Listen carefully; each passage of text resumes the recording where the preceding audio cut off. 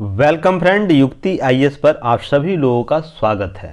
आज 4 नवंबर है, तो दैनिक जागरण के राष्ट्रीय संस्करण में यूपीएससी स्टेट पीसीएस के अभ्यर्थियों के लिए पीटी, मेंस और इंटरव्यू और इन कौन कौन से न्यूज़ को कवर किया गया है उसे हम उस पर विस्तार से चर्चा करेंगे। साथ ही साथ जितने भी कॉम्पिटिटिव एग्ज़ाम आप लोग फिल करते हैं, जैसे गवर्नमेंट, सेंट्रल गवर्नमेंट का हो या स्टेट गवर्नमेंट का, उसमें पीटी और इन कौन कौन से टॉपिक को कवर किया गया है हम लोग उसे कवर करेंगे, आगे बढ़ेंगे। आगे बढ़ने से पहले मैं बहुत आज खुश हूँ। इसका रीज़न 2-3 रीज़न है। एक तो यूपीएससी के जो 2022 का क्वेश्चन हुआ था उसमें direct Dainik Jagran news analysis के प्रश्न के टॉपिक कवर किए गए थे, जिसमें से 20 में से आप लोगों को 12 से 13 क्वेश्चन जो था जीएस पेपर 2 में उसमें आया था। उसी तरह हाल ही में हरियाणा पीसीएस का एग्ज़ाम हुआ। एक अभ्यर्थी ने मुझे मैसेज किया जिसमें उन्होंने बोला क्या कि 9 क्वेश्चन तो डायरेक्ट आए, इनडायरेक्ट क्वेश्चन और भी लड़े हैं, जिसमें 14 क्वेश्चन टोटल, उसमें भी 20 क्वेश्चन होते हैं हरियाणा पीसीएस के मेंस में, वहाँ भी लगभग टैली किए हैं दैनिक जागरण न्यूज एनालिसिस के टॉपिक जो कवर पिछले कुछ महीनों में किया गया है। ऐसे ही आपको बीपीएससी ऑडिटर का एग्ज़ाम मेंस का भी हो रहा है, जिसमें आईआर के पार्ट में आप लोगों को 5 क्वेश्चन वहाँ पूछा जाता है, इंटरनेशनल रिलेशनशिप प्लस करंट के टॉपिक को जोड़कर। उसमें 5 का 5 जो क्वेश्चन था वो दैनिक जागरण न्यूज एनालिसिस के सेगमेंट से ही कवर किया गया है। तो ध्यान रखिए, जो भी चीज़ें मैं आप लोगों को बता रहा हूँ, जो भी चीज़ें अपने एक्सपीरियंस होल्ड करके, एक्सपीरियंस जो मैंने प्राप्त किया है अपने अध्ययन अध्यापन दोनों स्तर पर, उसका निचोड़ आप लोगों को यहाँ दिया जा रहा है। और जो मैं वर्क जिस फील्ड में करता हूँ, विभिन्न इंस्टीट्यूट को मैं जो चीज़ें अवेलेबल कराता हूँ, नोट्स, उसका सार संग्रह आप लोग को दिया जाता है। ध्यान रखिएगा, जितना मैं अपना होलिस्टिक वर्क करता हूँ उसका जितना भी सार होता है आपको इस प्लेटफॉर्म पर मिलता है। तो जो डायरेक्ट क्वेश्चन आ रहे हैं, इनडायरेक्ट क्वेश्चन आ रहे हैं, उसका यही परिणाम है कि मैं उन चीज़ों पर बल देता हूँ जो एग्ज़ाम ओरिएंटेड चीज़ कवर होता है, टू दी पॉइंट में बात करता हूँ, इसलिए ये सब चीज़ें आप लोगों को देखने को मिल रहा होगा लगातार।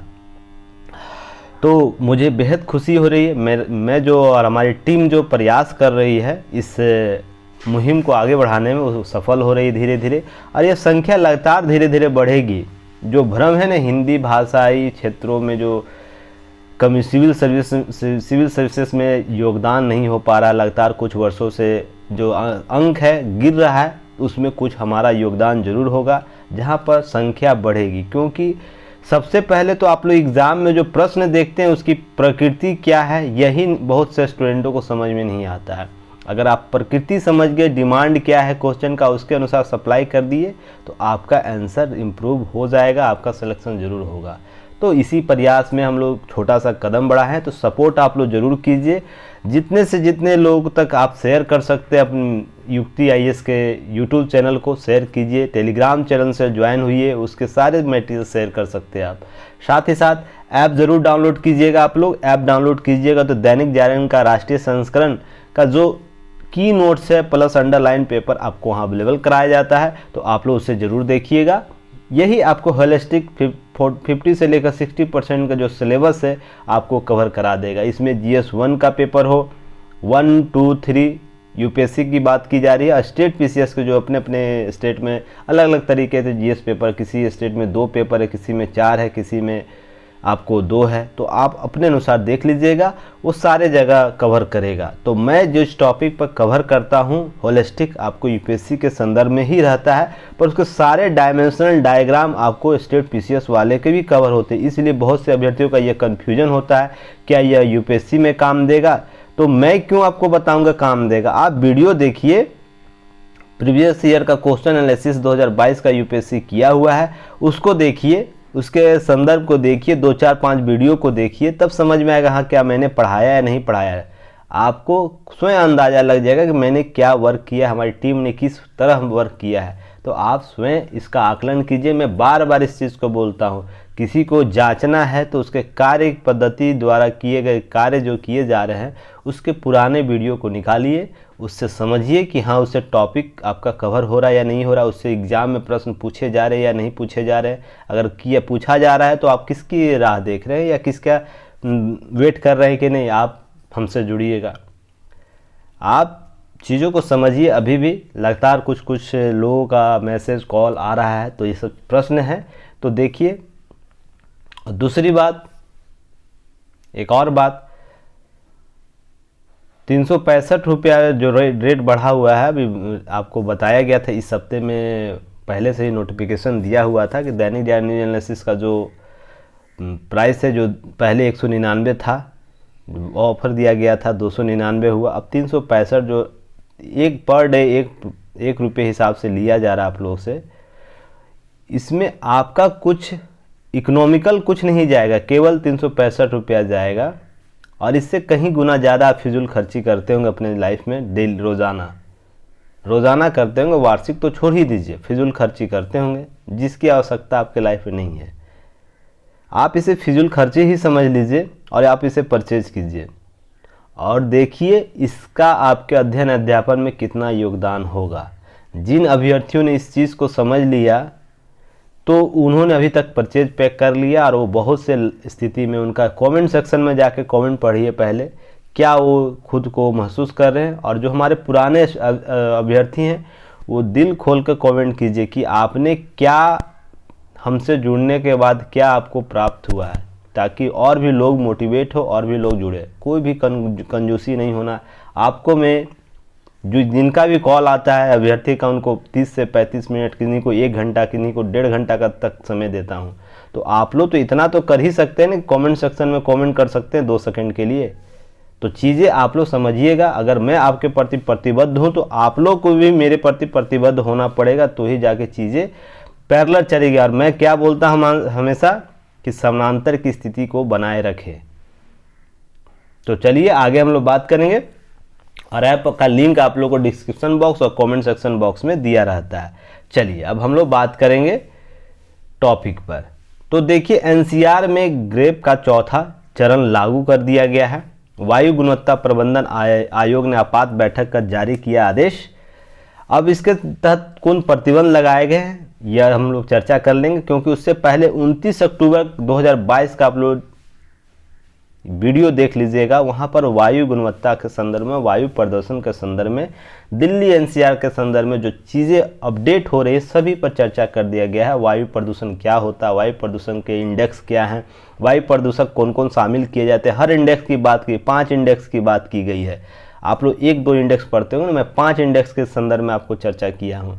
वायु वर्ल्ड का वायु गुणवत्ता सूचकांक क्या है उसकी भी चर्चा की गई। तो सभी डायग्राम डायमेंशनल पर चर्चा कर दी। यूपीएससी हो या पीसीएस हो, किसी भी डायमेंशनल पर प्रश्न पूछे आप उस स्थिति में होंगे। पर आप लोग फॉलो कीजिएगा, आप लोग इस चीज़ को की नोट्स बना के चलिए आगे, तो आपको इम्प्रूवमेंट देखने को मिलेगा। अब इसमें नया अपडेट क्या करना, 29 अक्टूबर वाले जो की नोट्स आपको मिला है उसी में आप लोग को ऐड कर लेना। मैं लगातार आप लोगों को बोलता जो की नोट्स आप लोग बना रहे हैं उसके लास्ट 1-2 पेज जरूर छोड़ दीजिएगा, ताकि एक साल में जितने भी आपको करेंट अपडेट हो उसको नया नया सेगमेंट जो आएगा उसको ऐड करते चलना है। तो यह प्रतिबंध देखिए इसमें लिखा हुआ है, इसको लाइन बाय लाइन आप लोग की नोट्स में शामिल कर लीजिएगा। आवश्यक वस्तुओं को ले जाने वाले या आवश्यक सेवाओं को प्रदान करने ट्रकों को, सीएनजी इलेक्ट्रॉनिक ट्रकों को छोड़कर दिल्ली में ट्रक एंट्री बंद कर दी गई है, ताकि प्रदूषण को कम किया जाए। देखिए आपसे यह प्रश्न क्रिएट किया जा सकता है, दिल्ली को संदर्भ में रखकर क्या वायु प्रदूषण को रोकने के लिए आपके पास कौन कौन से विकल्प है। तो मैंने 29 अक्टूबर में सारे विकल्प आपको बता दिए। उसके बाद ग्राउंड लेवल पर, जीरो लेवल पर और सरकार क्या कर सकती है, तो सरकार यह कर सकती है, जो यह प्रतिबंध लगाई है ना, यह प्रतिबंध लगाकर प्रदूषण रोकने का काम कर सकती है। और इससे होता भी है, कुछ कम होता भी है। ऐसा नहीं कि सरकार ऐसे ही बचकाने तरीके से लागू कर रही है या अपनी मनमानी को रोकने के लिए या जलवायु जो प्रदूषण हो रहा है उसको कंट्रोल करने के लिए इस प्रकार की नीतियां ला रही नहीं है। इसको करने से किसी खास समय में किसी खास क्षेत्र पर प्रदूषण की मात्रा कम होती है, और यह लगातार होती है, ऐसा नहीं है। इसलिए सरकार के पास एक जीरो ग्राउंड लेवल पर यह तकनीक अपनाया जाता है, जिसमें ट्रकों की, अब दिल्ली मान लीजिए ये दिल्ली है, तो इसके बाहर से ट्रक जाएंगे और अंदर से ट्रक नहीं जाएंगे। तो इसी के लिए दिल्ली में एक रिंग रोड आप लोग नाम सुनते होंगे, हर महानगर में एक रिंग रोड होता है जो उसके बाहरी क्षेत्रों से रिंग से बाहर कर देता है, उसे रिंग रोड कहा जाता है। तो इसी में रिंग रोड से ही बाहर निकल जाएगा आपको। रोड के बहुत से प्रकार होते हैं, वो कभी आएगा तो मैं उस पर चर्चा करूंगा, नहीं तो यहाँ करूंगा तो हो जाएगा लंबा वीडियो, क्योंकि अभी एक ऐसा टॉपिक आप लोगों को है ना पॉलिटी के सेक्शन में, क्षमादान, वो आपको बार बार रिपीटेड होगा और यह बहुत चर्चा में रहता है, उस पर मैं विस्तृत आज चर्चा कर रहा हूँ, इसलिए इस पर थोड़ा सा कम चर्चा करूँगा। तो चलिए, इसी तरह दिल्ली में पंजीकृत डीजल चालित जो मध्यम वाहन है उसे भारी माल वहन दिल्ली संचालन प्रतिबंध लगा दिया गया। हालांकि यह भी आवश्यक वस्तुओं को ले जाने और आवश्यक सेवाओं को प्रदान करने छूट होगी। तो यहाँ पर आवश्यक वस्तुओं को ले जाने, जैसे मेडिकल का सामान हो, खाद्य का सामान हो, खाद्य सामग्री हो, दूध का टैंकर हो, तो ये सब के लिए ना मेडिकल अर्थात जैसे इमरजेंसी कॉल हो, साथ ही साथ एम्बुलेंस होती है, ये सब आवश्यक कार्य है। तो इसको छोड़कर बाकी सभी पर प्रतिबंध होगा। ऐसे ही आपको सारे चीज़ को देख लेना है और कुछ नहीं, केवल आपको इसको नोट डाउन कर लेना। अब आवश्यक और आपातकालीन सेवाओं के लिए उपयोग होने वाले BS6, देखिए BS6 मानक जो है, भारत स्टैंडर्ड 6 जिसे बोला जाता है, गाड़ियों के वाहनों को छोड़कर दिल्ली NCR में 4 पहिया डीजल जो छोटे वाहन हैं चलने पर प्रतिबंध लगाए जाएंगे। तो ध्यान रखिएगा, सारे वाहन जो है 4 चक्का वाले वो बंद हो जाएंगे S4 श्रेणी के। तो इसी प्रकार आपको यह ऐड कर लेना है, तो आप लोग ऐड कर लीजिएगा। इतना तो आप लोग काम मुझे सपोर्ट कर ही सकते हैं, अब इतना आप लोग हमसे जुड़ गए हैं, समझ रहे हैं हर चीज़ को। तो जो चीज़ें मैं बोल देता, जहाँ आवश्यकता लगेगी मुझे, और मैं आपको पूरी प्रतिबद्धता के साथ आपको करता हूँ सारी चीज़ों को। ऐसा नहीं कि मैं खाना पूर्ति यहाँ करता हूँ, चलिए दैनिक जागरण न्यूज एनालिसिस करना है तो पॉइंट को एनालिसिस कर दिया और आगे मैं बढ़ गया, ऐसा नहीं है। मैं पूरी प्रतिबद्धता जवाबदेहिता के साथ वर्क करता हूँ। इसलिए देखते होंगे एक टॉपिक पर मैं लगातार आपको 30 से 40 मिनट बोलते रहता हूँ, क्योंकि उसके पीछे लॉजिक यही है कि एग्ज़ाम ओरिएंट बात की जाए, टू दी पॉइंट बात की जाए, कोई बकवास की बात यहाँ नहीं आपको सुनने को मिलेगी। चलिए नेक्स्ट है, देखिए एक मामला है, लाल किले हमले में दोषी आतंकी को मौत की सजा सुप्रीम कोर्ट ने रखी बरकरार। ये आपको कोई भी आम आदमी होगा ना, आम एस्पिरेंट होगा, जो चीज़ों को समझ नहीं पा रहा होगा, वो बस केवल एक यही सोचता है कि चलिए सुप्रीम कोर्ट ने किसी आतंकी को सजा में, उसकी मौत की सज़ा थी तो उसे बरकरार रख दी, तो बहुत अच्छा काम किया। पर यहाँ पर बहुत से संवैधानिक और वैधानिक जो विधिक प्रावधान है उस पर प्रश्न चिन्ह होता है, उसके संदर्भ में बातें हो जाती है, उसके राउंड में बातें हो जाती है। अगर आप इंटरव्यू में जाइएगा, यह न्यूज़ उस दिन छप गया ना, तो इंटरव्यू बोर्ड के अगर 50 लोगों का इंटरव्यू चल रहा है उस दिन मान लीजिए, तो 50 में से है ना 35 लोगों से यह सवाल किया जाएगा इस टॉपिक से। मैं जो रेशियो दे रहा हूँ आप इसे ध्यान में रखिएगा, तो कितना परसेंट हो गया आप ही समझ लीजिए, 2/3 से अधिक लोगों से यह प्रश्न किया जाएगा कि इससे संबंधित टॉपिक में। अब इससे संबंधित टॉपिक क्या क्या अभी मैं नीचे आप लोगों को बताऊंगा, पहले न्यूज़ में हम लोग देख लेते हैं। तो न्यूज़ देखिए क्या है, न्यूज़ आपको यह कवर करेगा यूपीएससी जीएस पेपर 2 के पार्ट में संघ और राज्य की कार्यपालिका शक्तियों और उसके क्षेत्राधिकार से, जिसमें राष्ट्रपति और राज्यपाल की क्षमा शक्ति है ना, और न्यायालय का अधिकार क्षेत्राधिकार है, उसमें यह टॉपिक कवर करेगा। तो देखिए कितना विस्तृत, छोटा सा आपको देखिए पेज दिया हुआ, छोटा सा, जहाँ मुश्किल से होगा 200-300 शब्द का यह न्यूज़ है, पर यह अपने आप में बहुत से सामग्रियों को समाहित किए हुए है। इसलिए मैं बोलता हूँ आप लोग पीटी, मेंस और इंटरव्यू ओरिएंट की जो टॉपिक होगी मैं जवाबदेहिता के साथ उसे कवर करूँगा। तो चलिए न्यूज़ क्या है पहले इसे आप समझ लीजिए, उसके बैकग्राउंड को समझ लीजिए, तब हम लोग आगे बढ़ेंगे।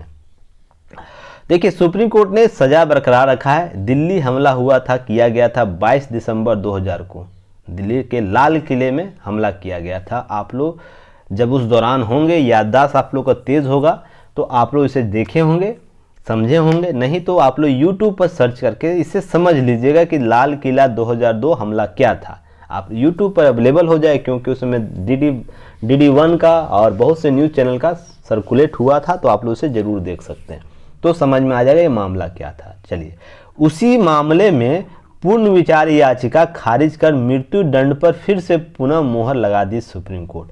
तो यह पूर्ण याचिका क्या होता है इस पर हम लोग चर्चा करेंगे आगे।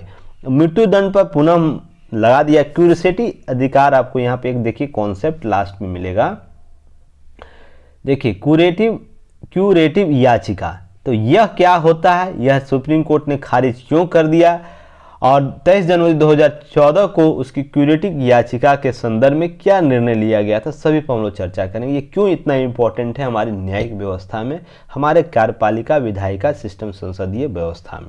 तो चलिए, अब लाल किले भारत ने यह कोर्ट क्या नोट दिया, यह ध्यान रखिए। मैं आप लोग को बोलता हूँ ना, युक्त प्रतिबंध हमेशा देखिए, उसको याद कर लीजिए आप, आपको हमेशा काम करेगा। आर्टिकल 19 हो, 20 हो, 21 हो, 22 हो या संविधान का कोई भी अनुच्छेद हो, वहाँ पर युक्त प्रतिबंध, जिसको मैंने आपको क्लास में पॉलिटी के क्लास में बताया है, 7 युक्त प्रतिबंध, हालांकि समय के साथ और भी ऐड किया जा सकता है वो, पर मुख्यतः 7 जो ऐसा पॉइंट मैंने आप लोगों को कवर किया युक्त प्रतिबंध, वो लगातार आपको आपके जीवन में मिलेगा।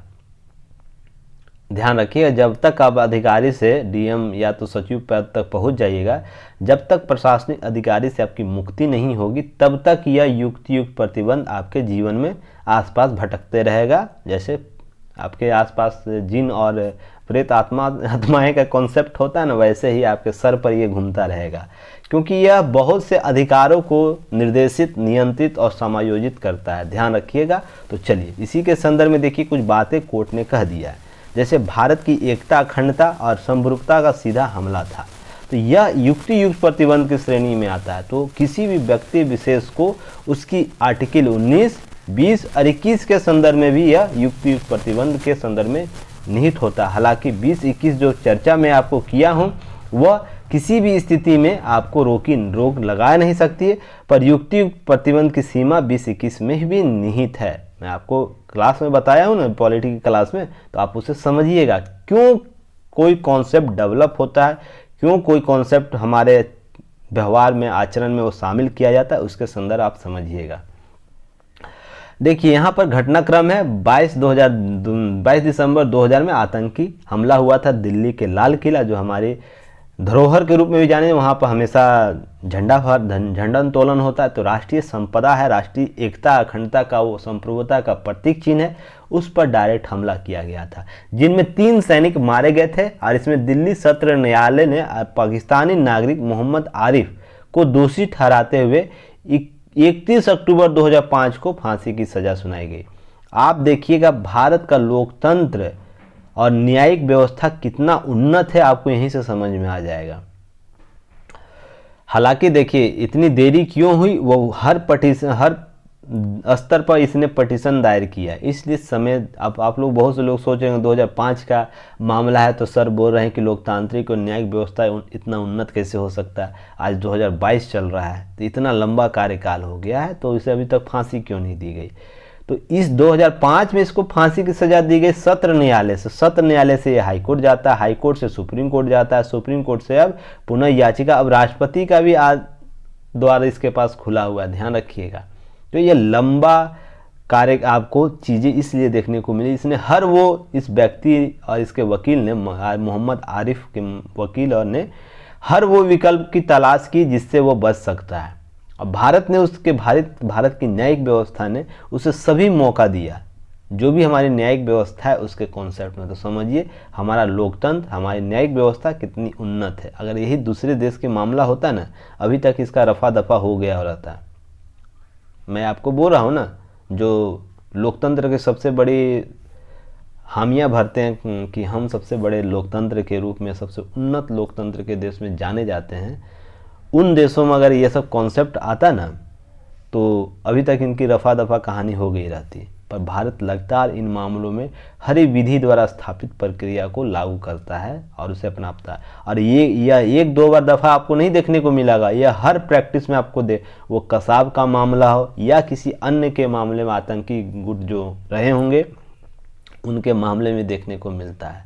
तो समझ लीजिए आप भारत का लोकतंत्र, अगर आपसे केस स्टडी के तौर पर यह पूछे कि आप इंटरव्यू में जाते हैं, इंटरव्यू आपसे पूछे कि लोकतंत्र की, हमारे भारतीय लोकतंत्र को स्थापित करने में या तो हमारी न्यायिक व्यवस्था को स्थापित करने में आपके नज़र में कौन से ऐसे पार्ट आपको नज़र आते हैं, तो आप बेहिजक इस कॉन्सेप्ट को बताइएगा।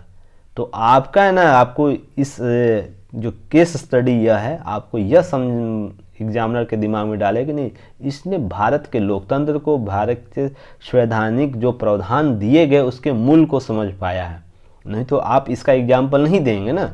अब मान लीजिए बहुत से लोगों से बोला जाए कि आप लोकतंत्र, भारत के लोकतंत्र का जो सबसे प्रमुख साधन है और उसमें आप किस रूप से आप इसे बता सकते हैं, स्पष्ट कर सकते, तो बहुत सी व्याख्याएं करने लगिएगा आप। करने ये लगिएगा कि लोकतंत्र का जो बहाल के लिए जो हमारी संस्थाएं काम करें उसकी चर्चा करने लगिएगा। पर एग्जामिनर जो इंटरव्यूअर है ना, वो ये नहीं सुनना चाहता, एग्जामिनर यह नहीं देखना चाहता। इस केस स्टडी के तरीके से आप इसे समझा सकते हैं कि हमारी न्यायिक व्यवस्था, हमारा लोकतंत्र कितना उन्नत है। लोकतंत्र केवल लोगों के सहभागिता के लिए नहीं जाना जाता, लोकतंत्र में लोगों के अस्तित्व को बनाए रखने की प्रवृत्ति के रूप में जाना जाता। आप इस लाइन को याद रखिएगा जो मैं बोला हूँ अभी। लोकतंत्र में लोगों की जो कॉन्सेप्ट है, लोगों का जीवन जीने का अधिकार है, जीवन से संबंधित उन्नत मर्यादित जीवन को कायम रखने की हर वो वैकल्पिक साधन का उपयोग करने का नाम है। आप लोग पढ़ते हैं ना, लोकतंत्र लोगों के शासन से है, तो एक तरफा है। जब मैं आप लोगों को पवेड में पढ़ाऊंगा या पॉलिटी के पार्ट में पढ़ाऊंगा लोकतंत्र, मैं वहाँ व्याख्या करूंगा लोकतंत्र का वास्तविक मतलब क्या होता है।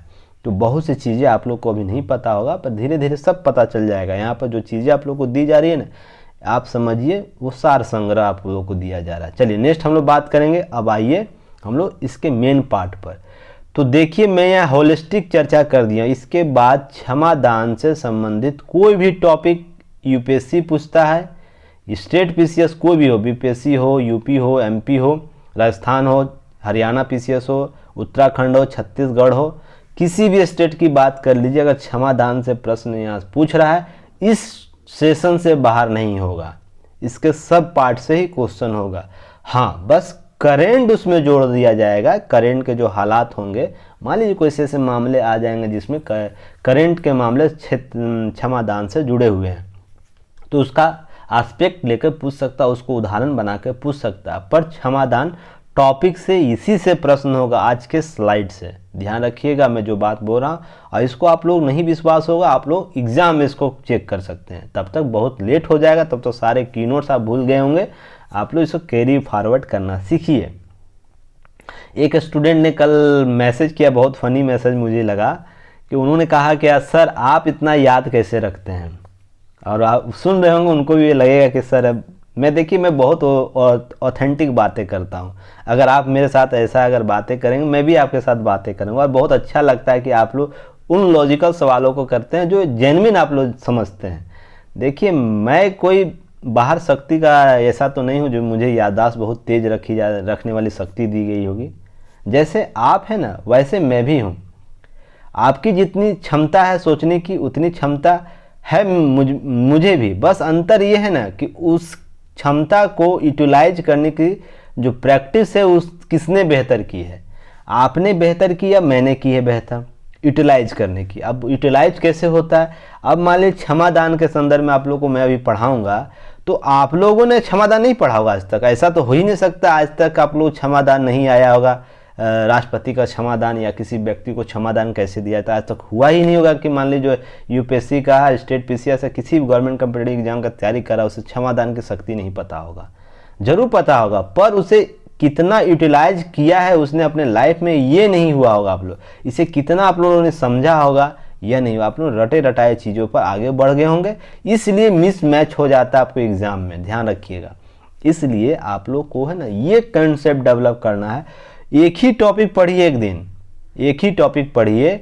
आप है ना एक टॉपिक पर सारे डायमेंशन को समझ जाइए। आप लगातार एक टॉपिक ही डेली कर रहे हैं तो साल में 365 टॉपिक कवर होगा। और किसी भी एग्जाम में, यूपीएससी हो, स्टेट पीसीएस में, इतनी उतनी उस विसात ही नहीं, उसकी इतनी शक्ति नहीं कि इस 365 टॉपिक से आपसे बाहर प्रश्न कर दें।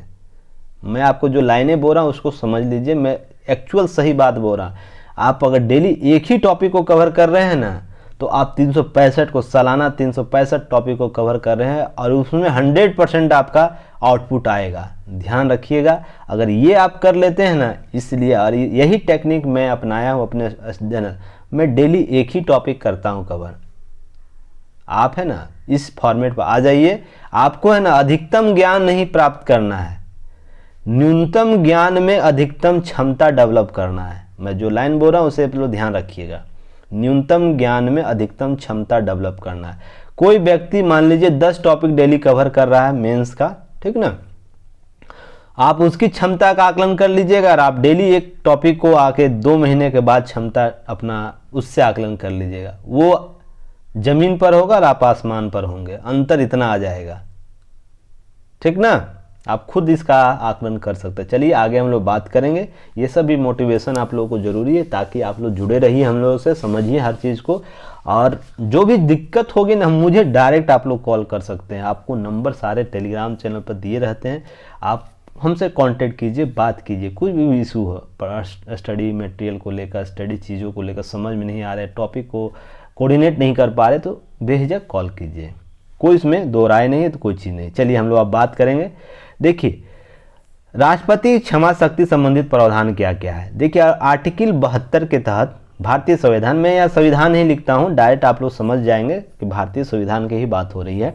आर्टिकल 72 के तहत राष्ट्रपति उन व्यक्तियों को क्षमा करने की शक्ति प्राप्त है जिनमें निम्नलिखित मामलों में किसी अपराध के लिए दोषी करा दिया गया। तो वो कौन कौन से मामले उसको देख लीजिए। पहले तो संघीय विधि के विरुद्ध किसी अपराध के संदर्भ में दिए गए मामले हो, तो संघ क्षेत्र की जो के मामले हैं उसके विरुद्ध कोई अपराध किया। दूसरा, सैन्य न्यायालय द्वारा दिए गए दंड, अर्थात सैन्य न्यायालय होता है जो आर्मी कोर्ट होते, उसके द्वारा दिए गए दंड मामले में उसी मामले में क्षमादान की शक्ति प्राप्त है राष्ट्रपति को। उसी प्रकार मृत्यु दंड के सजा दिए गए मामलों में भी राष्ट्रपति को क्षमादान करने की शक्ति प्राप्त है।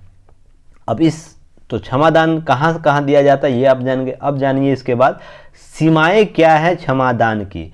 अब राष्ट्रपति क्षमादान क्या असीमित रूप से दे सकता है, उसके लिए भी कुछ कंट्रोल की सीमाएं दी गई है कि आप इसी सीमा में आकर आपको देना, ऐसा नहीं कि इस सीमा के बाहर जाके आप इसका लोप करते हुए किसी अन्य मामले में दें, उसकी सीमा निर्धारण किया गया है। तो देखिए क्या है, राष्ट्रपति क्षमादान की अपनी शक्ति का प्रयोग केंद्रीय मंत्रिमंडल के परामर्श के बिना नहीं कर सकता है। ध्यान रखिएगा, जो केंद्रीय मंत्रिमंडल होगा, आपको मंत्री परिषद का कॉन्सेप्ट सुने होंगे, जो चुन के जाते हैं मंत्री परिषद कहलाते हैं, और उसमें जो कैबिनेट मंत्री के रूप में चुने जाते हैं कुछ खास पदों पर, उनका आपको मंत्रिमंडल का परामर्श जरूरी है। मान लीजिए मंत्री परिषद में 100 व्यक्ति हैं, तो कैबिनेट मंत्रालय में 20 से 30 व्यक्तियों की सीमा होती है। तो इस 20-30 व्यक्तियों का एक सामूहिक परामर्श होना चाहिए, जिसका मुखिया पीएम होता है। ठीक है। सुप्रीम कोर्ट ने कई मामलों वादों में निर्णय दिया है कि राष्ट्रपति की दया याचिका का फैसला करते हुए मंत्री परिषद की सलाह कार्रवाई करनी चाहिए। अब कई मामले में आपको न्यायालय ने बोल दिया कि मंत्री परिषद की सलाह जरूरी है। तो मंत्री परिषद के अंदर कैबिनेट मंत्रालय यही निर्देशित करता है मंत्री परिषद को, तो अर्थात केंद्रीय मंत्रिमंडल के आपको राय बहुत जरूरी है कि किसी भी मामले में। अब इसमें 2 वाद आप लोग याद रखिएगा, इनमें मारू राम बनाम भारत संघवाद 1980 और धनंजय चटर्जी बनाम पश्चिम बंगाल राज्यवाद 1994 शामिल है। इन वादों के संदर्भ में जो सीमा निर्धारित किया गया ना, तो ये 2 वाद को याद रखिएगा। जब भी आपसे कोई इंटरव्यूअर पूछ दे या तो एग्जाम में आप आंसर लिखें, तो सीमा निर्धारण करने में इन 2 क्षमादान के संदर्भ में ये 2 आपको केस जरूर लिखना है। इससे आपका सारे डायग्राम एस्पेक्ट कवर हो जाएंगे। अब क्षमादान की जब भी चर्चा आती है तो कुछ शब्दावलियों का प्रयोग आप देखते होंगे, तो पहले शब्दावली देख लीजिए, उसके बाद हम लोग नीचे बात करेंगे। एक क्षमा क्या होता है, तो पार्डन क्या होता है, इसमें दंड और बंदीकरण दोनों को हटा दिया जाता है तथा दोषी को दंडादेश या निर्हताओं को पूर्णतः मुक्त कर दिया जाता है। अर्थात किसी प्रकार का दंड दिया गया हो, उससे पूर्णतः इसे मुक्त कर गिल्ट से बाहर कर दिया जाता है, अर्थात पूर्णतः मुक्त कर दिया जाता है, क्षमा दे दिया जाता है कि आप इसके लिए अब मुक्त हो गए। आपको इसकी कोई भी संस्था या एजेंसी आपके विरुद्ध कोई कार्रवाई नहीं करेगी, अर्थात आप क्षमा मुक्त हो गए, क्षमादान आपको दे दिया गया। अब लघुकरण इसका अर्थ होता है सजा की प्रकृति को बदलना, जैसे मृत्यु दंड को कठोर कारावास में बदलना। अब मान लीजिए निर्भया कांड हुआ था, उसमें मृत्युदंड का सजा दिया गया था ना। अब मान लीजिए राष्ट्रपति को ऐसा लगता कि नहीं, ये जो कार्य पद्धति किया गया है, मृत्युदंड आपको कम करते हुए कठोर कारावास कर दिया जाता है, तो निर्भया कांड के अभियुक्तियों को जो दोषी करार दिए गए थे उनको मृत्युदंड की सजा से बदलते हुए उसको कठोर कारावास में कर दिया जा सकता था। पर और ऐसी याचिका भी दायर की गई थी, आप लोग सुने होंगे न्यूज़ में। पर वो ऐसा विभत्स कांड था, ऐसा विभत्स घटना था जिस पर इस प्रकार के कॉन्सेप्ट डेवलप नहीं किए जाते, नहीं तो बार बार हमारे प्रशासनिक और राजनीतिक चलन में यह चालू हो जाता, न्यायिक व्यवस्था में चालू हो जाता। इसलिए इस मामले को उस संदर्भ में नहीं देखा गया, मृत्युदंड बरकरार रखा गया। अब देखिएगा परिहार आपको रिविजन आप लोगों को बार बार सुनने को, सजा की अवधि में बदलाव कर दे। जैसे 2 वर्ष की कठोर सजा तो उसे 1 वर्ष का कठोर कारावास में बदलना। इसके पीछे बहुत से कारक हो सकते हैं, जैसे स्वास्थ्य कारक भी हो सकता है, उसका व्यवहार भी हो सकता है कैदी का। मान लीजिए कोई घटना ऐसा कर दिया पर वो कारावास में गया, जेल गया, पर उसके व्यवहार में आचरण में परिवर्तन आया, वो बहुत बेहतर कार्य कर रहा है, लोगों के साथ अच्छे तरीके से व्यवहार कर रहा है। क्योंकि जेल में भी कॉन्सेप्ट डेवलप है ना, वहाँ पर मैंने आप लोगों को बताया भी था आर्टिकल 21 के संदर्भ में। तो आप लोग समझिए कि उसके व्यवहार के आचरण में परिवर्तन अगर हो जाता है तो उसके परिहार के तहत उसकी सजा, जो कठोर सजा, उसको बदला जा सकता है। अब विराम का कॉन्सेप्ट देखिए। विराम जो रिस्पाइट है उसे विशेष परिस्थितियों की वजह से सजा में कम कर देना, जैसे शारीरिक अपंगता, महिला के गर्भावस्था के कारण। तो देखिए यह आपको इस स्थिति में विराम दे दिया जाता है, कुछ समय के लिए ब्रेक कर दिया जाता है। मान लीजिए सजा 2020 में इसको मिला आपको 10 साल का कारावास है, ठीक है ना, 10 वर्ष का कारावास है, तो 2030 में पूरा होगा। इसके पीछे मान लीजिए कोई महिला, पहले तो शारीरिक अपंगता में तो उसे दे ही दिया जाएगा, बस महिला की गर्भावस्था की स्थिति को समझ लीजिए। अगर 2022 में किसी महिला को दिया जाता है सजा, उससे पहले उसके वैलिड पति से अगर गर्भावस्था है, मान लीजिए नहीं पता होगा, 2020 के 6ठे महीने में, अगर मान लीजिए आपको 2020 के पहले या दूसरे महीने में इसको सजा दिया जाता है, पर जाके आपको 6ठे महीने में पता चलता है इसके गर्भ में बच्चा कोई पल रहा है, तो उस स्थिति में आपको गर्भावस्था के दौरान आपको कुछ दिनों के लिए 9 महीने का ब्रेक दे दिया जाएगा और उसके बच्चे के पालन के लिए कुछ वक्त दिया जाता है, तो ये ब्रेक लगा दिया जाएगा, इसके सजा में जोड़ा नहीं जाएगा, तो इसको काट दिया जाएगा, फिर इधर बढ़ा दिया जाएगा। ठीक है, अब ये चीज़ समझ गए। अब दूसरा चीज़, एक कॉन्सेप्ट और देखिए कि अब महिलाओं को, कैदियों को भी यह अधिकार दिया गया है कि अपने सजा के दौरान, मान लीजिए कोई कैदी गए हुए हैं और उनके वंश को बढ़ाने के लिए कोई विकल्प नहीं बचा है, तो महिला कैदी हो या पुरुष कैदी हो, दोनों को यह दिया गया अधिकार कि वो अपने वंश को डेवलप करने के लिए शारीरिक संबंध बनाकर आपको जेलर वहाँ अवेलेबल कराएगा, यह व्यवस्था कि आप सहचर्य जीवन अपनाए और जो वंश परंपरा को डेवलप करने के लिए जो कॉन्सेप्ट होता उसको आचरण करे। इस दौरान महिला कोई प्रेग्नेंट होती है तो उसको उस प्रेगनेंसी के दौरान उसको ब्रेक करके इस कॉन्सेप्ट को डेवलप किया जाता है। तो देखिए हमारा लोकतंत्र, भारतीय लोकतंत्र या विश्व का ऐसा लोकतंत्र, लगभग अमेरिका में भी यह लागू है, ब्रिटेन, सभी जगह यह लागू ये कॉन्सेप्ट है। ध्यान रखिए, महिलाओं को जो जेल में जो कोई जाता है कैदी, तो वंश को बढ़ाने के लिए, मान लीजिए एकमात्र ये महिला होगी जो वंश का धारक होगी, तो उसको वंश बढ़ाने के लिए ऐसी छूट दी जाती है। और ये छूट जब लागू हो जाएगी, अब मान लीजिए गर्भ ठहर गया, तो उसको इस पीरियड में आपको छूट दे दी जाएगी, ऐसे आपको विराम के रिस्पेक्ट के संदर्भ में। तो इस चीज़ को समझ जाइए, विराम कैसे कैसे लगाया जा सकता है। अब परिविलंबन किया जाता है तो किसी दंड को कुछ समय के लिए टाला जाता है, जैसे फांसी के लिए कुछ समय के लिए टाल देना, अर्थात किसी परिस्थिति बस सुरक्षा कारकों से या ऐसे विकल्प उपलब्ध हो जिसके कारण यह इसकी केस सुनवाई चल रही है, तो कुछ समय के लिए टाल दिया जाता है। अब ध्यान रखिएगा कि अभी हाल ही में आपको कि गुजरात में सुने होंगे ना, गुजरात में एक थी, कौन, बानो थी, बानो का जो गैंग रेप किया गया, तो उसके सारे अभियुक्त जो सजा काटे थे उनकी सजा माफ़ी कर दी गई। तो किस कॉन्सेप्ट में आएगा आप लोग देखिए। आप बताइए इस किस कॉन्सेप्ट में आएगा, कमेंट सेक्शन में बताइएगा। अभी मैंने आप लोगों को चर्चा कर दिया, विकल्प बताएं, तो कमेंट सेक्शन में आप लोग बताइएगा।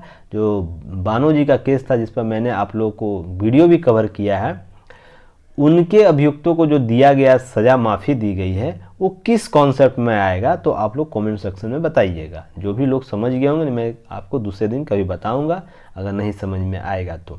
चलिए, अब प्रक्रिया क्या अपनाई जाती है, अब इसको ध्यान रखिए। अब प्रक्रिया क्या अपना, राष्ट्रपति द्वारा दया याचिका मंत्रिमंडल की सलाह के लिए गृह मंत्रालय के पास पहले भेजा जाएगा और मंत्रालय याचिका से संबंधित राज्य सरकार को भेजेगा और उस उत्तर मिलने तक मंत्रिपरिषद उसकी अपनी सलाह देगा। पहले राष्ट्रपति के पास जाएगा, राष्ट्रपति कहाँ भेजेगा, कैबिनेट को भेजेगा, कैबिनेट कहाँ भेजेगा, आपको गृह में होम मिनिस्ट्री को भेजेगा, होम मिनिस्ट्री कहाँ भेजेगा, राज्य सरकार को, इस मामले को। तो सारे प्रक्रिया को अपनाकर इसका रिपोर्ट उसी क्रम में आगे आ जाएगा। ठीक है, अब यहाँ नोट याद रखिएगा कि राष्ट्रपति की सिफारिश देने से पूर्व गृह मंत्रालय द्वारा अपील जांच की जाती है, अपील की जांच की जाती है, संबंधित राज्य पर विचार किया जाए। सबसे पहले गृह मंत्रालय और मंत्रालय के द्वारा, 2 बार रिपीट हो गया, सॉरी एरर हो जाता, टाइपिंग एरर कभी कभी। तो गृह मंत्रालय संबंधित राज्य से जांच करेगा। दया याचिका निपटाने के कोई लिखित प्रक्रिया नहीं है। ध्यान रखिएगा, आपसे प्रश्न यहाँ पूछ सकता है, क्या जो गृह मंत्रालय है वो जो प्रक्रिया अपनाता है, क्या दया याचिका निपटने के लिए कोई लिखित प्रक्रिया है या नहीं है, तो आपको बोलिएगा नहीं, यस, एक इसकी समान प्रक्रिया के रूप में आती है और इसे कोई व्यक्ति न्यायालय में, इस पर आप न्यायालय में जाकर इस पर वाद नहीं ले जा सकते कि हमारे प्रक्रिया कैसे जांच कर रही है।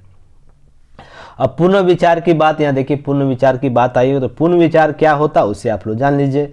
राष्ट्रपति के लिए मंत्रिमंडल की सलाह बाध्यकारी होती है, किंतु अनुच्छेद 74(1) उसे मंत्रिमंडल पुनः विचार हेतु याचिका को वापस करने का अधिकार देता है राष्ट्रपति को।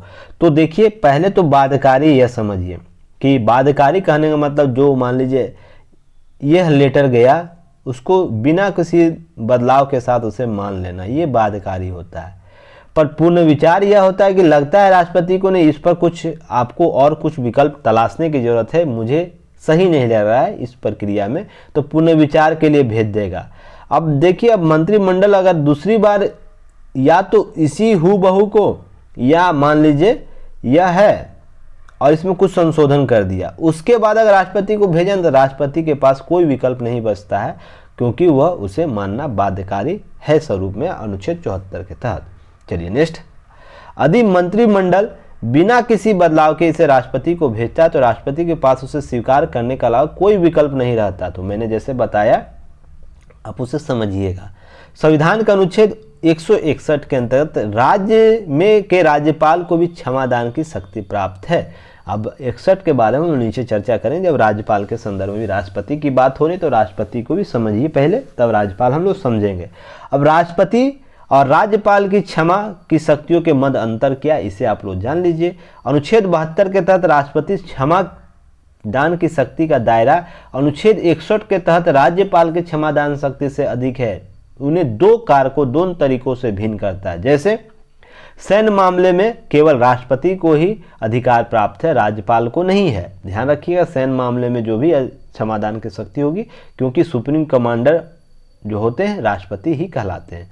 नेक्स्ट है मृत्यु दंड के मामले में मृत्यु दंड राष्ट्रपति मृत्यु दंड से संबंधित सभी मामलों में क्षमादान दे सकता है, परंतु राज्यपाल क्षमादान की शक्ति मृत्यु दंड के मामले में नहीं है, विस्तारित किया गया है। अर्थात आप इसमें आइए, ये 5 में से एक जो है उस पर नहीं देगा, बाकी 4 के पर अधिकार राज्यपाल को है और टोटल 5 जो है वो राष्ट्रपति को शक्ति प्राप्त है। तो क्षमादान याद रखिएगा, क्षमादान में केवल आपको राष्ट्रपति की ही शक्ति प्राप्त है। चलिए नेक्स्ट नीचे आते हैं। अब देखिए यहाँ पर संवैधानिक प्रावधान क्या है, आप इसे समझिएगा। आर्टिकल बार बार ये चर्चा आएगा, आपको 142 आपको चर्चा बार बार हर मामले में देखने को, इस शक्ति के तहत न्यायालय ने कुछ काम किया, इस शक्ति के तहत, इस अनुच्छेद के तहत न्यायालय ने निर्णय दिया, तो ये क्या वजीफा है इसे आप लोग जान लीजिए। आर्टिकल 142 यह कहता है कि सुप्रीम कोर्ट को पार्टियों के बीच पूर्ण न्याय करने के लिए अद्वितीय शक्ति प्रदान करता है, जहां कभी कभी पूर्ण स्थापित कानून एक उपाय एक उपाय प्रदान नहीं कर सकता। ध्यान रखिएगा, मैंने आपको क्या बोला था, ब्रिटिश मॉडल क्या बोलता है, विधि द्वारा स्थापित प्रक्रिया, और अमेरिकी मॉडल क्या बोलता है, विधि द्वारा युक्त प्रक्रिया। अर्थात जो हम समसामयिक रूप से, जैसे मान लीजिए कोई केस आता है, उसी संदर्भ में हम न्यायालय को डेवलप कर, निर्णय को डेवलप कर लेंगे। तो भारतीय संसद में अगर विधि द्वारा स्थापित प्रक्रिया को पूर्णतः लागू कर दिया जाता या कर लिया जाता, तो होता क्या कि हम केवल विधि द्वारा स्थापित प्रक्रिया को अपनाते हुए हम एक ही तरीके से अपने विधि व्यवस्था को विकसित करते, और कहीं ना कहीं एक पक्षीय होता यह। पर यहाँ पर आर्टिकल 142 दे दिया गया न्यायालय को यह शक्ति कि पूर्ण न्याय के कॉन्सेप्ट में अपने अद्वितीय शक्तियों का प्रयोग कर सकता है, अर्थात इस मॉडल से हटकर इस मॉडल की ओर आ सकता है, जिसमें आप किसी मुद्दे को, किसी वाद को उसके समय परिस्थिति के अनुसार उसका आकलन करिएगा। विधि द्वारा स्थापित प्रक्रिया तो मानना है ही, पर इसके अतिरिक्त भी अगर आपको लगता है कि मान लीजिए कोई केस में अगर न्यायालय को लगता है कि नहीं, पूर्ण न्याय यहाँ पर इसकी विधि द्वारा स्थापित प्रक्रिया नहीं झलक रही है, तो इसी कॉन्सेप्ट के तहत वो निर्णय लेता है। तो आप बार बार देखते होंगे इस शक्ति का प्रयोग न्यायालय बहुत से चीज़ों में करती है, निर्णय में आर्टिकल 142 का। तो आप लोग याद रखिएगा, यह कॉन्सेप्ट ब्रिटिश मॉडल से अमेरिकी मॉडल की ओर प्रस्थापित करता है।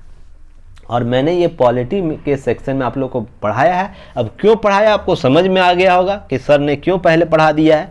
तो आप लोग अगर सर के चीज़ों को समझिएगा ना, तो आप बहुत दूर तक जाइएगा, लंबे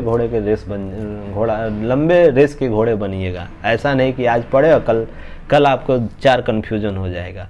मैं जो भी आप लोगों को करा रहा हूँ ना, कॉन्सेप्ट के तहत करा रहा हूँ। पहले जो समस्या आपको बार बार आएगी जीवन में ना, उस समस्याओं को पहले निदान कर दीजिए, उसके बाद आप तो दौड़ना शुरू कर दीजिएगा। बच्चे को कभी देखे हैं आप लोग, उस गाड़ी को देखे हैं, ये वाला गाड़ी को, चक्का वाला गाड़ी को, जो इसमें लगा रहता है हैंडल, बच्चा इसको पकड़ता है, ये बच्चा चलता है। ये क्यों होता पता है? आप लोग इसे समझिएगा। ये इसको सामान आप समझ रहे हो, सामान खिलौने का सामान, ये सामान नहीं, ये इसमें वैज्ञानिकता अड़ा हुआ है। ये बच्चे को इतना सबल बना देता है ना कि उन समस्याओं से या पहले इसको अवगत करा दे जो आने वाले समय में इसे झेलना पड़ेगा 1-2 साल में। इसे चलते वक्त बार बार इसमें चोट लगेगा, इसको बार बार इसमें चोट लगेगा, फिर भी बच्चा इसको न छोड़ता नहीं है, क्योंकि और ये बार बार गिरने का प्रयास करता है। ये जो 3 गाड़ी है ना, देखते हो बार बार गिर जाता है, फिर भी बच्चा को चोट लगता है, फिर भी चलाता है। तो यही है, अगर आप पहले सभी समस्याओं के संदर्भ में चीज़ें समझ जाइएगा तो आने वाले समय में कभी भी आपको दिक्कत नहीं होगी। इसलिए मैं उन सभी को पहले ही क्लियर करता हूँ क्लास में, जो आपको आपके अध्यापन में बार बार। अब आर्टिकल 142 की चर्चा में वो ब्रिटिश मॉडल अमेरिकी मॉडल नहीं समझाता, तो आप लोग समझिएगा, जो भी स्टूडेंट मेरे ब्रिटिश मॉडल और अमेरिकी मॉडल को पढ़े होंगे, वो आज के बाद 142 का जब भी चर्चा होंगे तो उनके दिमाग में वही आइडियोलॉजी चलेगा, क्यों याद दिया जा रहा है न्यायालय में। तो आप लोग ज्वाइन कीजिए क्लास को, कहने का मतलब यही है। आपको अगर विस्तृत जानकारी चाहिए, केवल सतही ज्ञान, ऊपर मान लीजिए पृथ्वी के अंदर का सतही ज्ञान प्राप्त करना है और केवल पीटी क्लियर करना है, तो मेरे पास मत आइएगा। आपको फाइनल लिस्ट में नाम आना है तो आप पूर्ण होलिस्टिक ज्ञान के लिए मेरे पास आइए, आपको हर चीज़ मिलेगा जो आपको एग्जाम क्रैक कराएगा। ध्यान रखिएगा।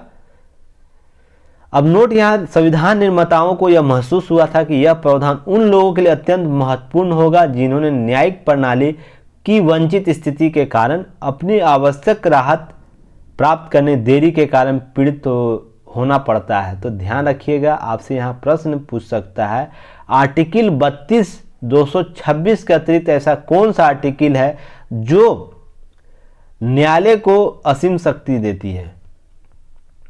तो आपसे यहाँ प्रश्न पूछ देगा, और यूपीएससी के प्रश्न में ये आ चुका है, जो ऐसे ही मैं बोल रहा हूँ ना, ये आ चुका है। तो यही असीम शक्ति देता है आर्टिकल 142, जिसमें व्यक्ति के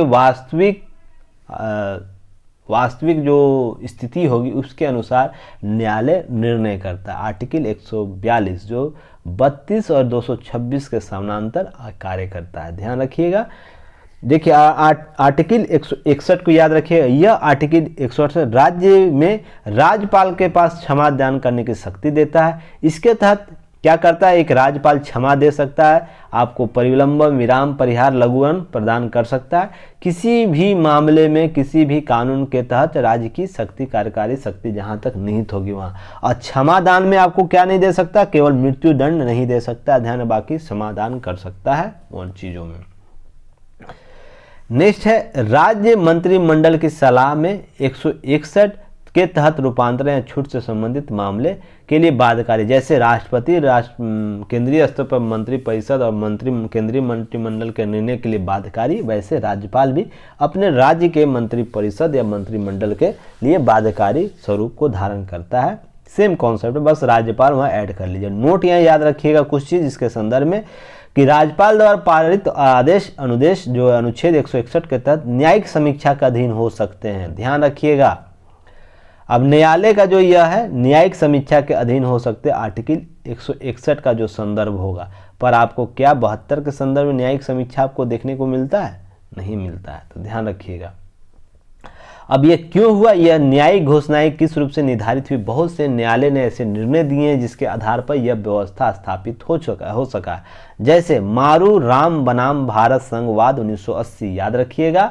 इस मामले में भले ही कहा गया था कि भले ही राष्ट्रपति और राज्यपाल कार्यकारी प्रमुख है, लेकिन वे 72 और 161 के तहत अपनी शक्तियों के संबंध में अपने विवेक का उपयोग नहीं कर सकते हैं, ध्यान रखिए। अर्थात मंत्रिपरिषद का निर्णय मानना होगा, सविवेकीय शक्ति प्राप्त नहीं है क्षमादान में, ध्यान रखिएगा आप। ऐसा नहीं कि मंत्रिपरिषद ने यह बोल दिया कि मान लीजिए एक्स व्यक्ति को सजा देना है, मृत्यु दंड देना है, ठीक ना, तो अब मान लीजिए राष्ट्रपति और राज्यपाल को मृत्यु दंड में तो राष्ट्रपति को ऐसा लगेगा कि नहीं इस व्यक्ति को नहीं देना है, तो यह सविवेकीय शक्ति का प्रयोग नहीं कर सकता है, ध्यान रखिएगा। तो यहाँ प्रश्न आपसे पूछ सकता है किस मामले में राष्ट्रपति और राज्यपाल को क्षमादान के मामले में क्षेत्राधिकार में सविवेकीय शक्ति को निबंधित करता है या रोकता है, तो यह मारू राम बनाम भारत संघवाद 1980, याद रखिएगा आप लोग। और वाद कहने का मतलब केस, याद रखिए, केस इसको बोला जाता है। और दोनों कार्यकारी प्रमुख केंद्र और राज्य सरकारों की उचित सलाह पर कार्य करने के लिए आवश्यक होगा, यह वाद 1980 का बात बोल दिया। अब शत्रुघ्न चौहान बनाम भारत संघवाद 2013, याद रखिएगा।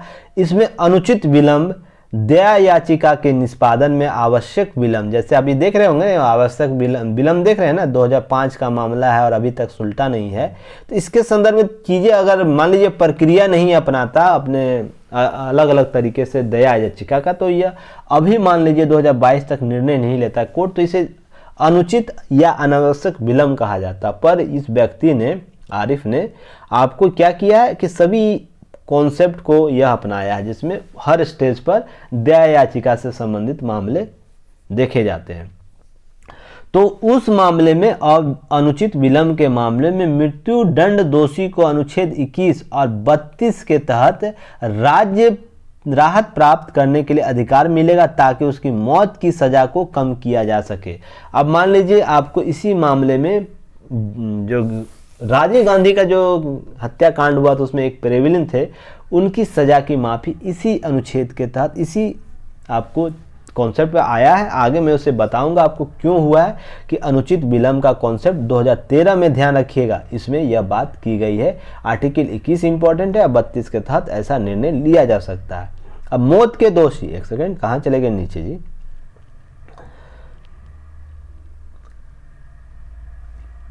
चलिए आगे।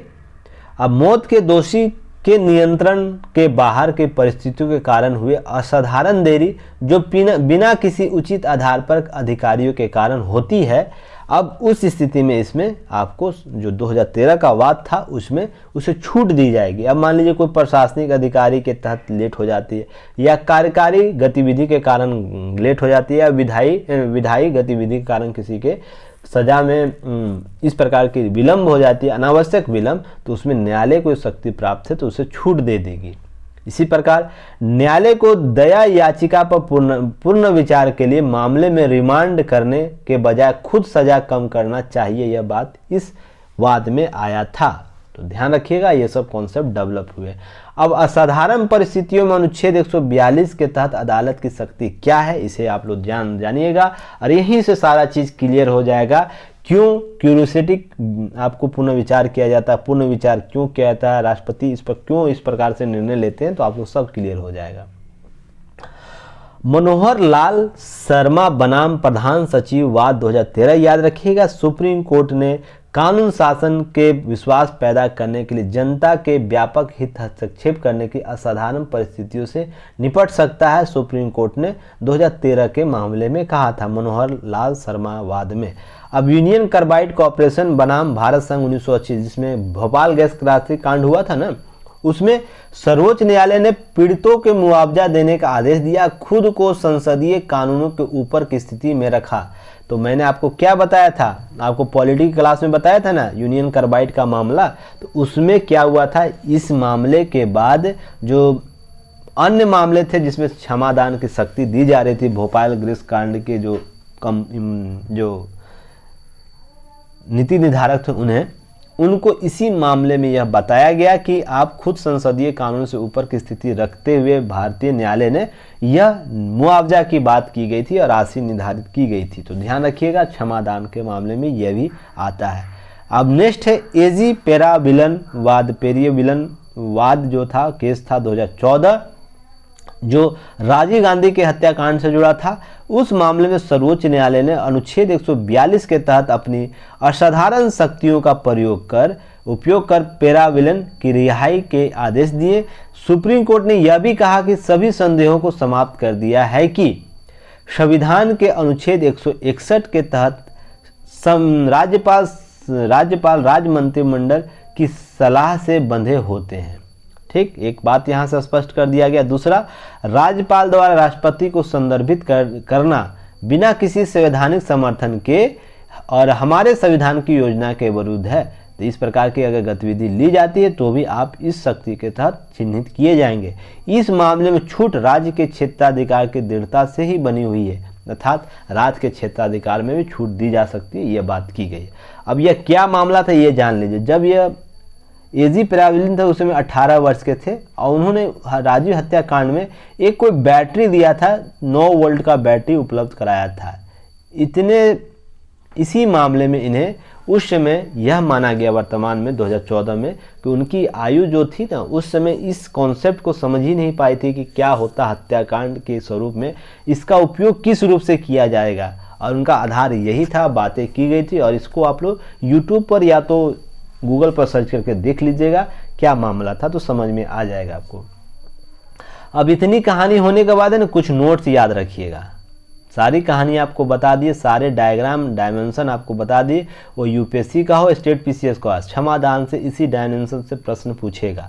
अब इसके अतिरिक्त कुछ नोट्स याद रखिएगा इस संबंध में, अर्थात जो पेराविलन का मामला था 2014 में कुछ भी नहीं कहा गया जब राष्ट्रपति और राज्यपाल के किसी भी समय सीमा के अनुपस्थिति का उपयोग कार्यकारी निर्णयों में अनिश्चित काल के लिए देरी करने के लिए किया जाता है तो क्या किया जाना चाहिए। अगर राज्यपाल या तो राष्ट्रपति किसी कार्यकारी उद्देश्य अनिश्चित काल के लिए देरी कर, देखते हैं बहुत सा पिटीशन पड़ा रह जाता है, तो उसके एवज में क्या किया जाना चाहिए। तो पेराविलन जो वाद था 2014 उसको संदर्भित समझना चाहिए। वो हर मामले में अब लागू हो गया, केवल क्षमादान में ही नहीं, अब सभी मामले में अगर किसी में विलंब होता है अनिश्चित काल में तो वहाँ पर लागू किया जा सकता है। इसके बाद क्यूरेटिव पिटीशन जो होता है उसकी अवधारणा सबसे पहले भारतीय संविधान में भारत के सर्वोच्च न्यायालय ने रूपा अशोक हुरा बनाम अशोक हुरा और अन्य मामले 2002 में विकसित किया था, इस याद रखिएगा। जहां यह सवाल किया गया था ना कि क्या पीड़ित व्यक्ति समीक्षा याचिका को खारिज करने के बाद सुप्रीम कोर्ट अंतिम फैसले आदेश के खिलाफ किसी को राहत का हकदार है। अर्थात यहाँ पर एक बार कोई फैसला आ गया है, क्या उसी फैसले पर पुनर्विचार करने के लिए बेंच बैठ सकती है। तो इसी को क्यूरियोसिटी आपको पिटीशन बोला जाता है।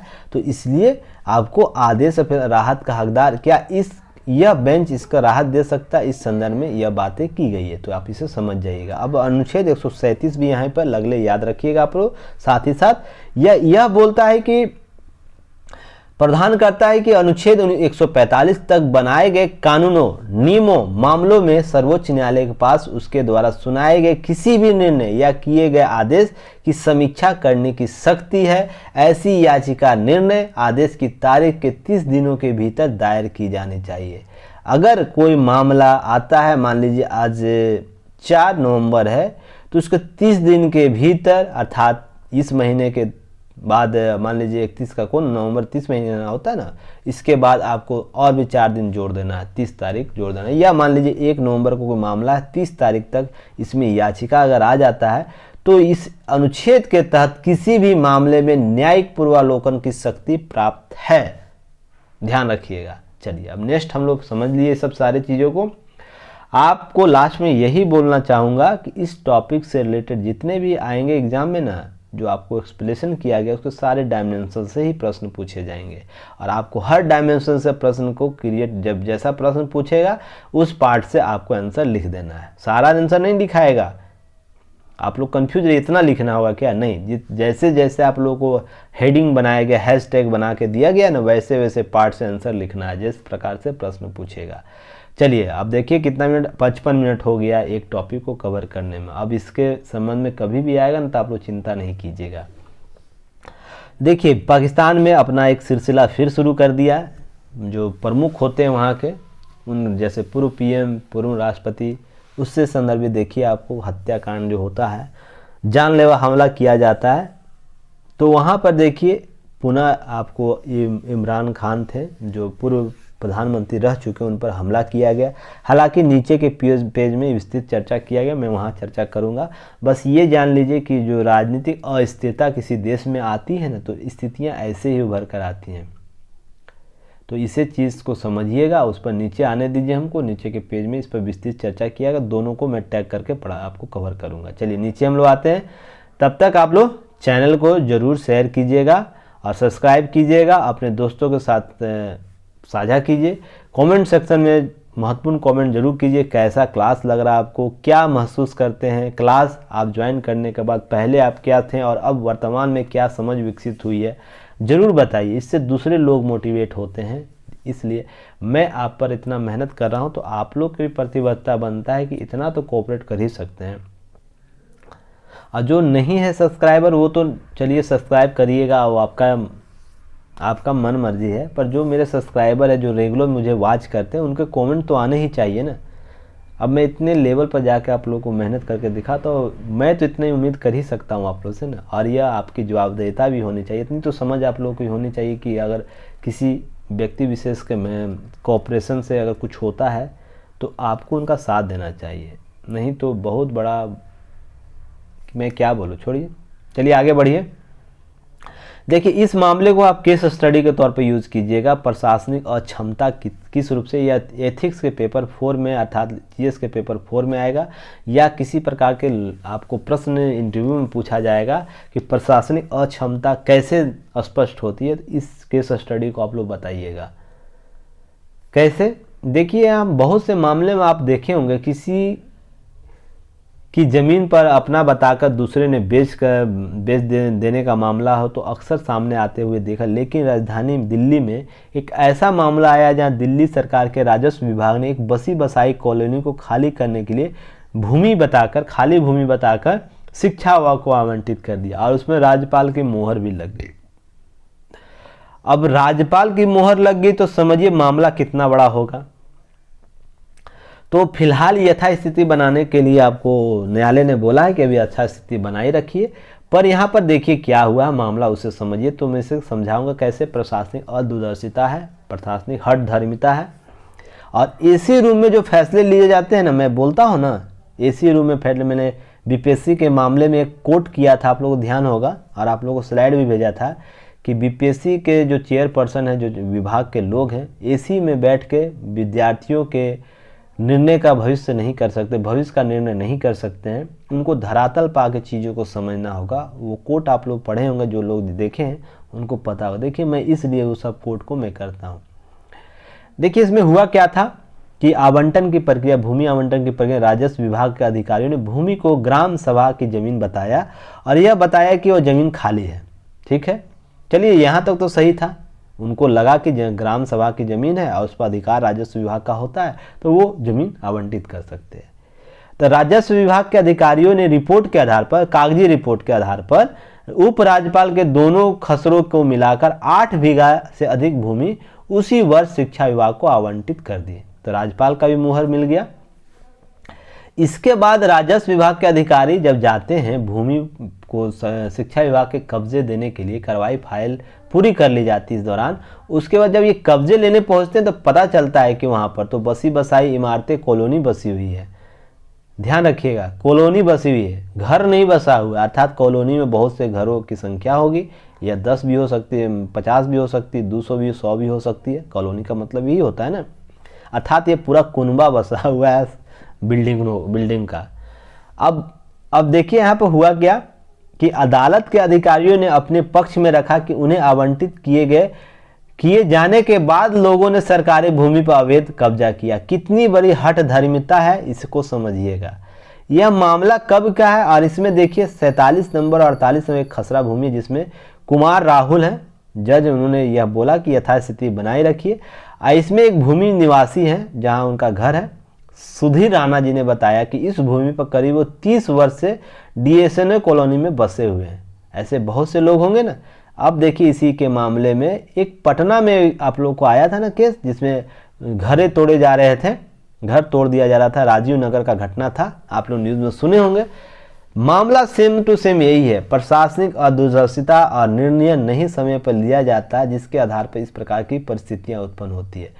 अब एक पक्ष 30 साल से रह रहा है और यह व्यक्ति बोल रहा है, प्रशासनिक अधिकारी, कि अवैध कब्जा किए हुए भूमि आवंटन के बाद, भूमि आवंटन आप 2016 के आसपास करते हो और बोल रहे हो कि अवैध कब्जा, और व्यक्ति 30,000 का ले रहा है।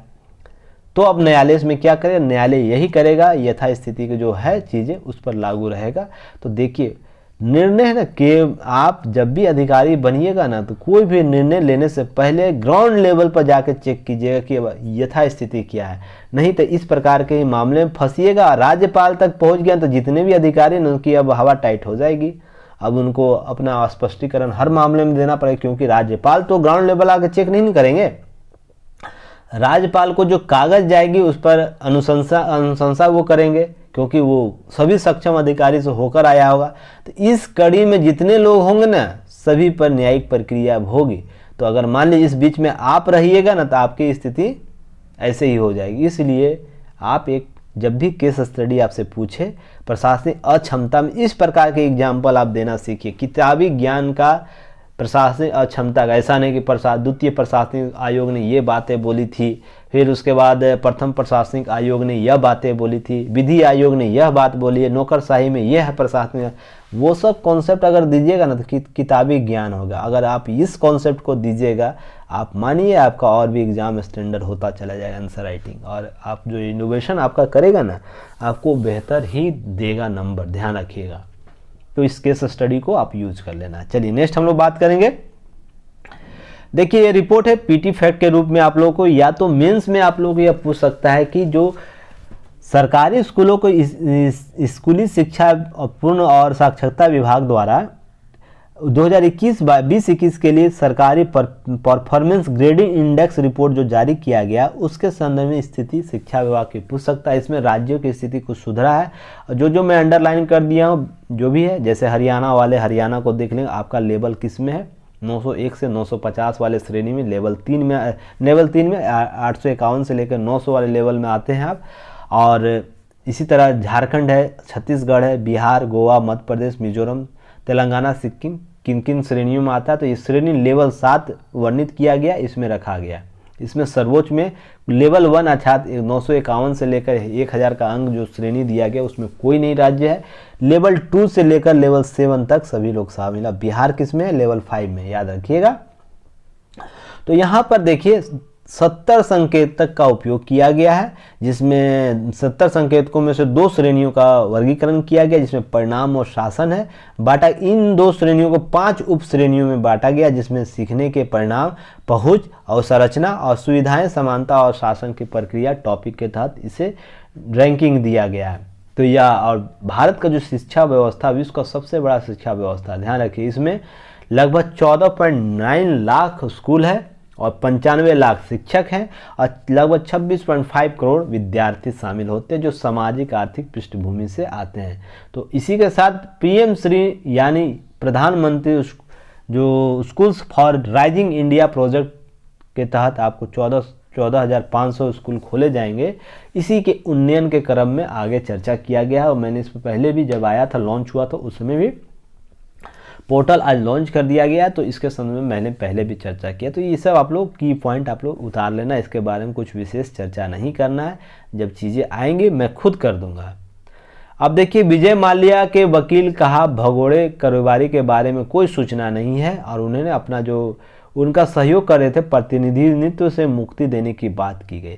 तो ये भगोड़ा जब भी चर्चा होगा ना, तो आपको प्रत्यर्पण की संधि आपको आ जाएगा। भारत में इस प्रकार के लोगों के प्रत्यर्पण की संधि किस प्रकार से है, तो इसकी चर्चा मैंने ना 13 अक्टूबर के 2022 के सेशन में लिया हूं। तो आप लोग उस वीडियो को देख लीजिएगा जो अभी तक नहीं देखे हैं, और जो देखे होंगे उनको पता है कि 13 अक्टूबर को मैंने क्या लिया था। प्रत्यर्पण क्या होता है, प्रत्यर्पण के प्रकार किस रूप से हैं, प्रत्यर्पण किस रूप से प्रभावी होता है, प्रत्यर्पण के समय दो राष्ट्रों के बीच कौन कौन सी संधि किस प्रकार से की जाती है, या कोई देश कितना प्रतिबद्ध होता है और किन देशों के साथ भारत ने प्रत्यर्पण संधि किया है, सभी पर चर्चा मैंने किया हुआ हूं। तो आप उस वीडियो को देख लीजिएगा। चलिए नेक्स्ट हम लोग बात करेंगे। नेक्स्ट वेट करिए, आते हैं। अब देखिए, एमपी पीसीएस वाले अभ्यर्थी थोड़ा इसको ध्यान दीजिएगा। एमपी पीसीएस के मेंस और इंटरव्यू ओरिएंट ये बहुत ही टॉपिक इम्पोर्टेंट है और पीटी में भी यहाँ से प्रश्न पूछा जाता है पेशा कानून से। 5वीं अनुसूची जो पेशा कानून है, संविधान के 5वीं अनुसूची के क्षेत्र और स्वशासन स्थापना कानून के मास्टर स्ट्रोक चला है, जो कि चुनाव होने वाले 2023 मिशन के तहत मध्य प्रदेश में उसी में आदिवासी समुदायों को टारगेट करके यह जो अधिनियम को पुनः विचार के लिए लाया गया है, अधिसूचित किया जाएगा विस्तार अधिनियम नए कानून को। तो पेशा कानून बहुत ही इम्पोर्टेंट है एमपी में, जो जहाँ भी आदिवासी समुदाय उस राज्य के लिए। तो ध्यान रखिएगा, यहाँ पर सीटों के संदर्भ में आप चीज़ें देख लीजिएगा, डाटा यहाँ दिया हुआ है। तो एमपी पीसीएस वाले ही स्टूडेंट इसको देखेंगे और पेशा कानून जो यूपीएससी और सभी स्टेट वाले देखेंगे इसको। इस पर मैंने पहले भी चर्चा किया, इसका लिंक मैं आप लोगों को प्रोवाइड करा दूंगा कि पेशा कानून क्या है। आप लोगों को हाल ही में मैंने लगता हूँ ना अक्टूबर के माह ही में किसी दिन किया हूँ, मुझे जहाँ तक याद हो रहा, रिकॉल हो रहा है कि अक्टूबर के माह में आपको मैंने इस पर विस्तृत चर्चा किया हो। तो आप लोग को मैं वहाँ इसका लिंक अवेलेबल करा दूँगा, तो आप लोग उसे देख लीजिए। पर एमपी स्टेट वाले जो अभ्यर्थी उसके इस सारे डाटा को कलेक्ट कर लीजिएगा आप लोग, ठीक है। आगे हम लोग बढ़ते हैं और पेपर आप लोग को अंडरलाइन पेपर ग्रुप में शेयर किया गया है, आप लोग इसे आप लोग इसे देख लीजिएगा। और देखिए, आप लोग का दैनिक जागरण न्यूज एनालिसिस का जो पैकेज है जरूर खरीदिए। देखिए 365 रुपये में आपका कुछ होगा जाएगा नहीं, पर इसका आउटपुट जो आपको मिलेगा ना, वो आने वाले समय में आपकी भलाई करेगा, आपका है ना सिलेक्शन के दर को बढ़ा देगा। और मैं बार बार आपको ये चीज़ें इसलिए बोल रहा हूँ ना कि देखिए, होता तो मैं बहुत सी चीज़ें आप लोगों को बोलता, बहुत सी चीज़ें करा सकता था, पर देखिए जवाबदेहिता नाम का भी कोई चीज़ है ना। मेरे पास रिसोर्स आएंगे तो मैं आपको क्या बोला हूँ, क्लास ऑनलाइन क्लास में आऊँगा कन्वर्ट। मेरे पास रिसोर्स भी कुछ होना चाहिए जिसके आधार पर मैं इसमें कन्वर्ट होती। जब तक आप लोग इस मामले में सपोर्ट नहीं कीजिए, सब देखिए इकोनॉमी सबसे इम्पोर्टेंट पार्ट होता है। जिसके पास इकोनॉमी है, बेटर इकोनॉमी, वो आपको उतने बेहतर विकल्प देगा। पर जो मेरे पास संसाधन है उसमें मैं अभी आप लोगों को उपलब्ध करा रहा हूँ। जल्द ही मैं आप लोगों को क्लास ऑनलाइन क्लासेस कवर करूँगा लाइव आपको स्मार्ट क्लास में। तो इसके बीच पहले आप लोग मुझे सपोर्ट आप लोग कर सकते हैं। देखिए 365 रुपये से कुछ नहीं होगा, पर मान लीजिए संख्या जैसे जैसे बढ़ेगी, जवाबदेही और भी बढ़ेगी, और भी हम जल्दी तीव्र गति से चीज़ों को इम्प्लीमेंट करते जाएंगे। और देखिए जब स्मार्ट क्लास में आपको मैं क्लास लूँगा, एक साथ कई पेपरों का मैं एनालिसिस एक साथ करूँगा, by mapping, by graphing, by चीज़ों को लेकर केस स्टडी का वीडियो क्लासेस कवर करते हुए। ध्यान रखिएगा, बहुत ही इनोवेटिव तरीके से मैं कर सकता हूँ और जब साधन मिलेंगे मैं ज़रूर करूँगा। देखिए ये मामला है ना, गैर भाजपा शासित राज्यों में राज्यपालों के हस्तक्षेप पर बड़ा सियासी बवाल, जिसमें विभिन्न राज्यों के राज्यपाल द्वारा दबाव बनाया जा रहा है राज्य के मुख्यमंत्री या सिस्टम पर, उस पर प्रश्न चिन्ह करता है। यह बहुत ही विस्तृत टॉपिक है, इस पर मैंने क्लास जब लूँगा पॉलिटी का इसका वीडियो अवेलेबल कराऊंगा, क्यों ऐसी शक्तियाँ ऐसी स्थितियाँ उत्पन्न हो जाती हैं। क्योंकि देखिए एक टॉपिक कवर करने के बाद दूसरे टॉपिक में समय नहीं बचता। मेन प्रॉब्लम यहाँ ये है, क्योंकि मैं अगर छोटे छोटे पार्ट को कवर करता हूँ तो सारे टॉपिक पर मैं विश्लेषण कर सकता हूँ, पर मेरा यह मानना किसी एक टॉपिक को ही बेहतर तरीके से कीजिए, बाकी जो दूसरा टॉपिक दूसरे पार्ट में कवर हो ही जाता है ना। बस इसके इंट्रो को समझ लीजिएगा, और जो मैं पॉलिटी का क्लास जब लूँगा ना, इस टॉपिक को कवर कर दूंगा बेहतर तरीके से आपको चीज़ों को, क्योंकि इसमें बहुत डायमेंशन है। क्यों ऐसी स्थिति बन जाती है इसको पहले समझना होगा। राज्यपाल की शक्ति सीमा क्या है यह समझना होगा। राज्यपाल के मुख्यमंत्री या विधायिका के पास कौन सी शक्ति है वो उसे समझना, और दोनों के बीच परस्पर संबंध संविधान क्या निर्धारित करता है ये समझना, तब जाके इस टॉपिक को आप बेहतर तरीके से समझ पाएंगे। तो ये भी जैसे 55 मिनट का वीडियो भी एक क्लास हुआ ना, मान लीजिए एक टॉपिक पर मैंने लिया, उसी तरह से 55-60 मिनट 1 घंटे का वीडियो बन जाएगा। तो 2 से 3 घंटे का वीडियो हो जाएगा दैनिक, जो कहीं ना कहीं आप लोग पर बोरिंग हो जाएगा।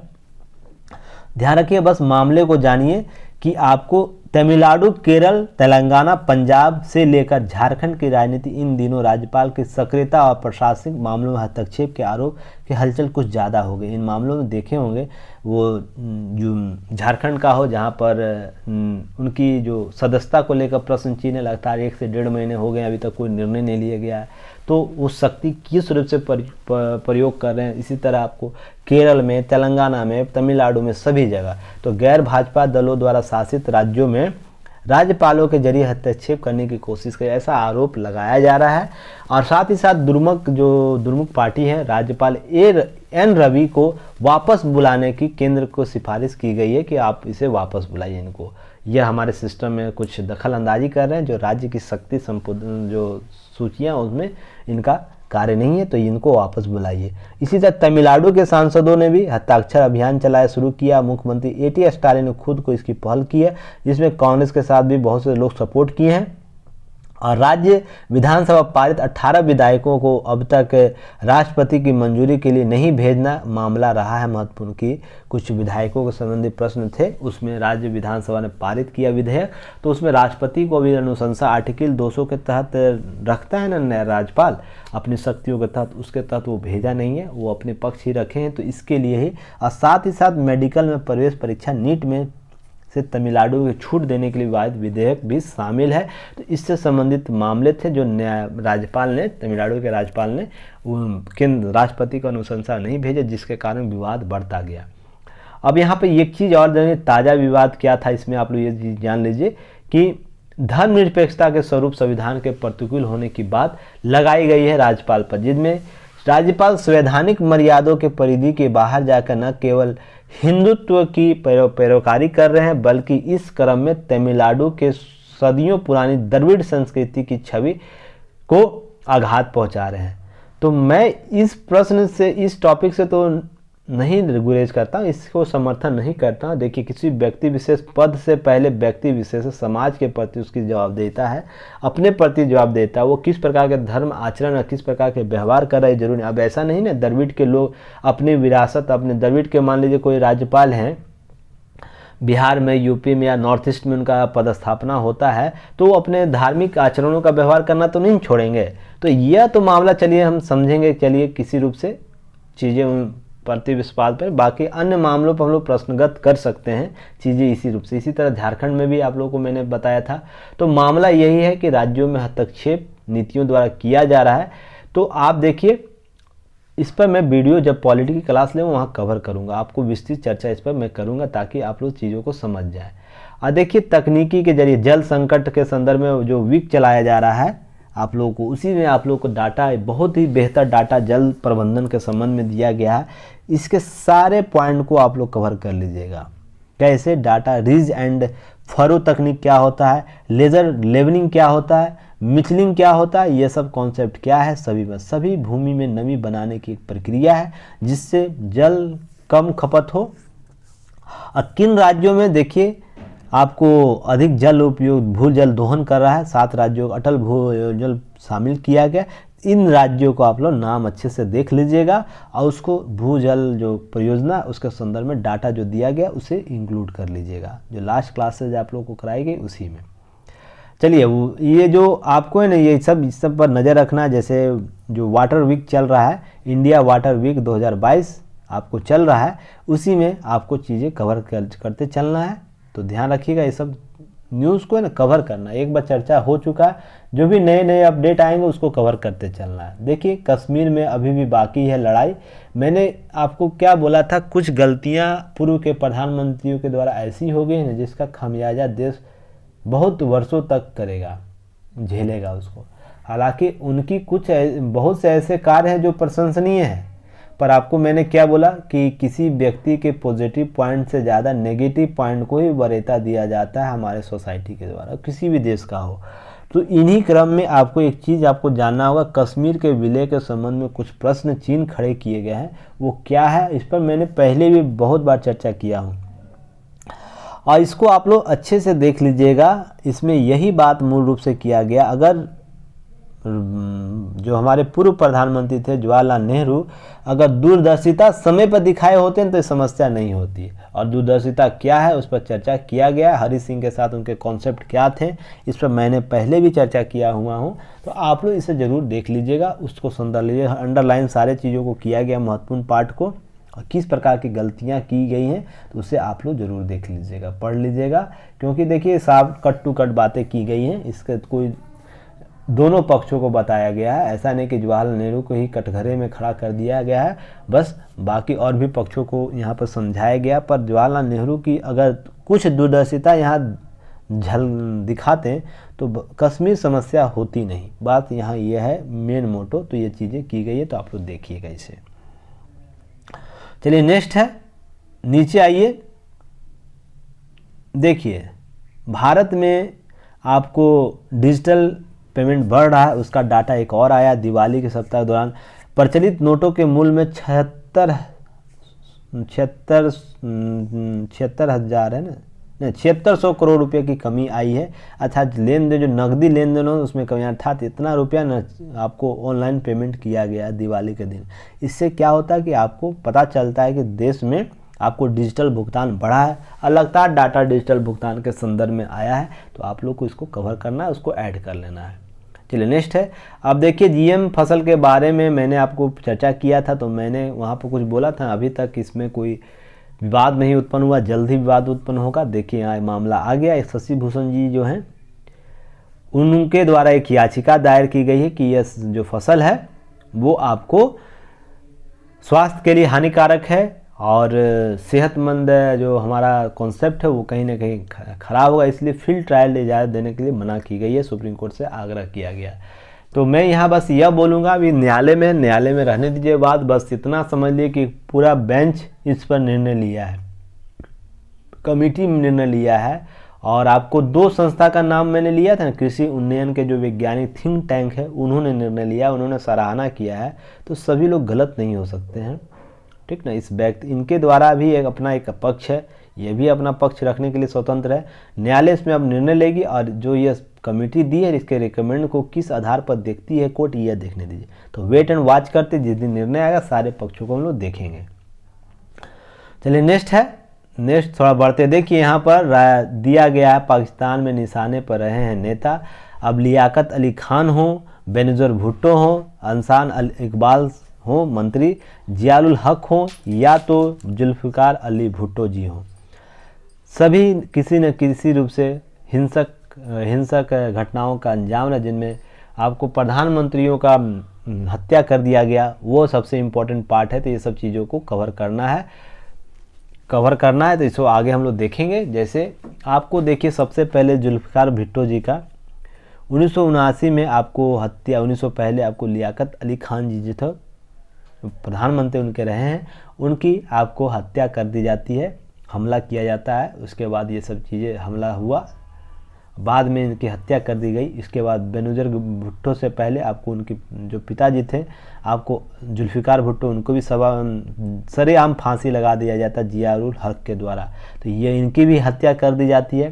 तो लगातार देखते हैं राजनीतिक हत्याएं हुई हैं, तो जिस देश में लगातार राजनीतिक हत्याएं होंगी ना वहाँ पर राजनीतिक अस्थिरता बनी रहती है। भारत में भी राजनीतिक हत्याएं 2 बार हुई है, पर भारत की लोकतांत्रिक व्यवस्था, लोकतांत्रिक संस्कृति बहुत अलग है, क्योंकि यहाँ धर्म के आधार पर राज्य का गठन नहीं हुआ, यहाँ पर लोकतांत्रिक मान्यताओं के आधार पर चीज़ें डेवलप की गई है, यहाँ पर धर्म के आधार पर किया गया है। तो धर्म जिस मामले में आ जाता है ना, वहाँ धर्म के प्रचलन भी मामले में आ जाते हैं। तो किसी पक्ष विपक्ष को सत्ता में यहाँ पर हमेशा सेना का भूमिका अहम रहा है। तो ये भी ध्यान रखना है, सेना की भूमिका भारत में क्या है, सेना की भूमिका एक कोऑर्डिनेटर के रूप में है, अर्थात एक निर्देशक के रूप में। जब तक आदेश आपको नहीं मिलेगा आप कुछ नहीं कर सकते हैं। तो यह आपको ध्यान रखना। पर यहाँ पर पाकिस्तान में सेना एक सत्ता के सहयोगक के रूप में है, ध्यान रखिएगा। इसलिए आपको ये सब मामले लगातार देखने को मिलते हैं। इनका आंतरिक मामला पर प्रश्न आपसे नहीं पूछेगा, पर इंटरव्यू में आपसे उससे टॉपिक से जरूर प्रश्न पूछ सकता है कि ऐसा क्या कारण है जिसके आधार पर वहाँ ऐसी होती है। तो आपको यही सब बताना है। आज का वीडियो इतना ही है।